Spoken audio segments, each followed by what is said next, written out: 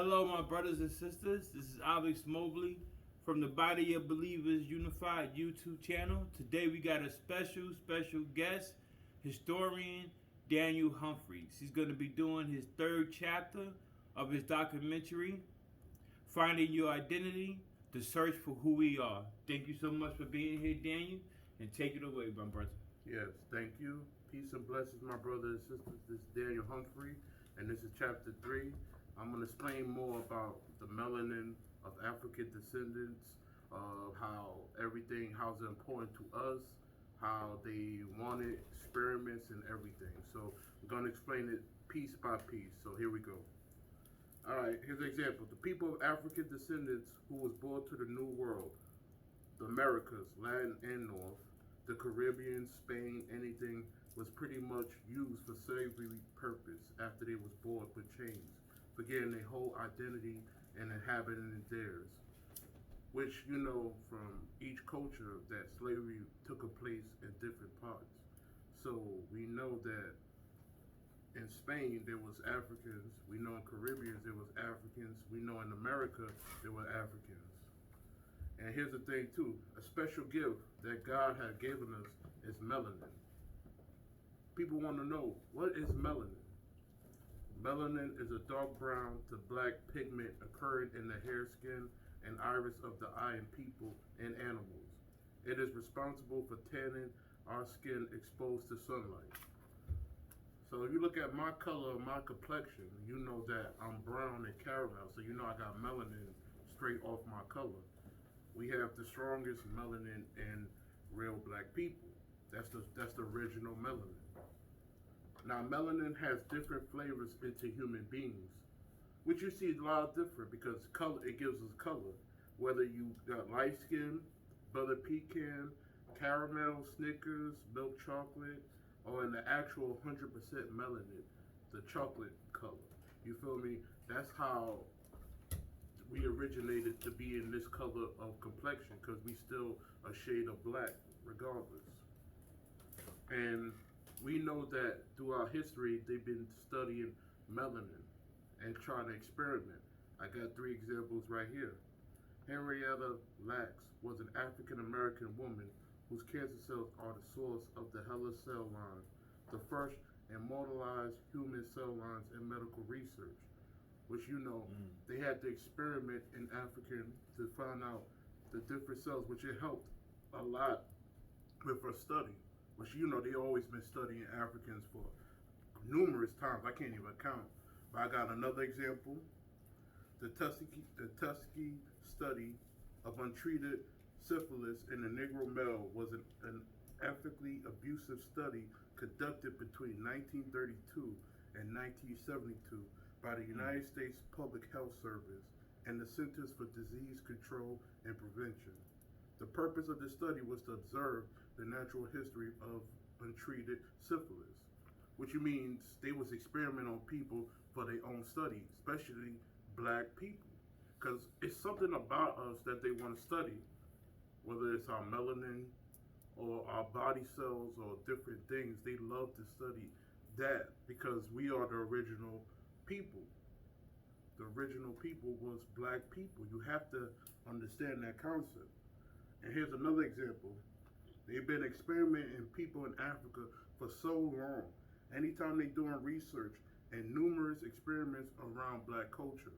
So it wasn't just in Africa. They was doing it all with melanated people all around. They was doing it with black people in England, different places where black people was originated. So it's like, our melanin is one of our best gifts. People keep thinking money is the best gift, but it's a material. This is something that God imprinted in us, the color. And this is why, even with the queen, you know, when her son, you know, was marrying this girl with color, she didn't want no sort of black. She wasn't even melanated like me. She just had some color. But they refused to put a melanated person in charge or anything. So that's the point right there. Why is there so many shades of black? Because of slavery, for number one, because slavery wasn't just in America, it was around a lot of places. And if you go to Jamaica, you see Real melanated people, you see brown, you see light skin. You go to Haiti, you see real melanated, you see brown, you see light skin. You go to America, you see real melanated, light skin, brown. We are one connection of African culture.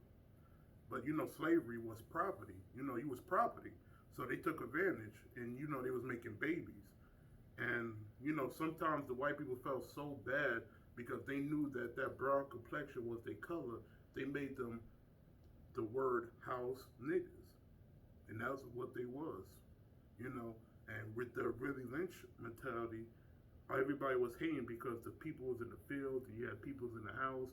Oh, I'm mad at all that vice versa, but we were still one nature, So that's one thing I want to just tell people right there.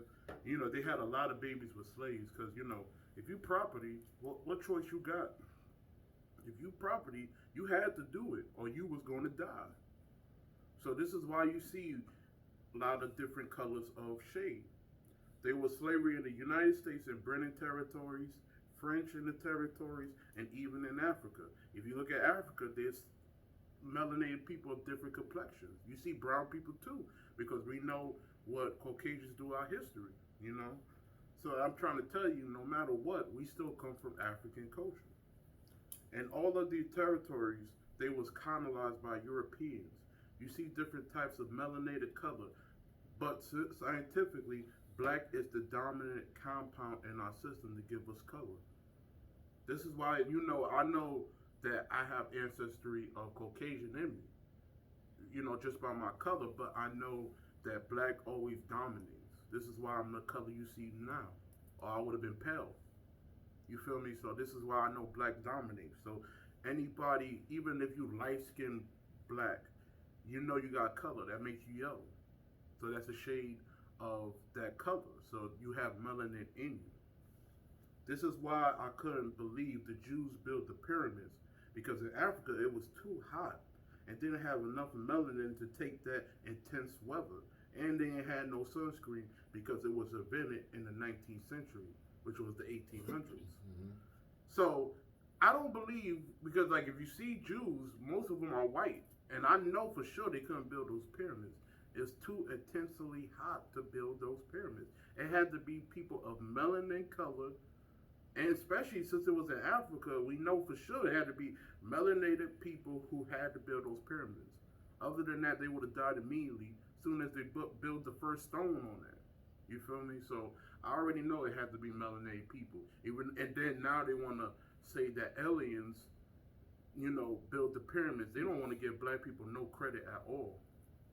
So on that note, we know that melanated people build those pyramids. So I don't believe that concept of the Jews building the pyramids. In my opinion. It's my opinion, so that's honest. Melanin is a protective pigment in skin, blocking UV radiation from damaging DNA and potentially causing skin cancer. We know that we can't get that skin cancer that certain Caucasians could get because they don't have that real melanin. And back then, they died immediately because if they was out in that sun too long, that's why they don't play with that sun being too hot. But with us, we turn different colors.